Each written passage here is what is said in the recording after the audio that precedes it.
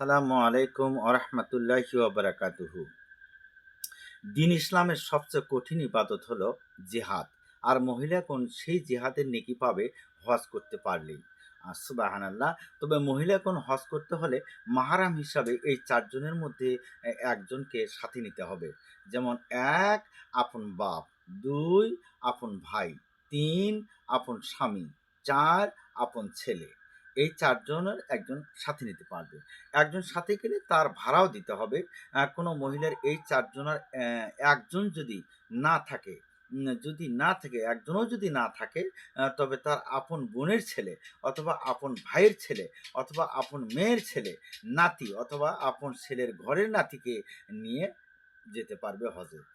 হাদিস শরীফে খুব সুন্দরভাবে বর্ণনা করা আছে। তবে সেখানে গিয়ে পর্দা রক্ষা করে চলতে হবে। পর্দা বরখেলাপ করা চলবে না। বেপর্দায় চললে হজ হবে না। বেপর্দায় চললে হজ হবে না। বেপর্দায় চললে হজ হবে না।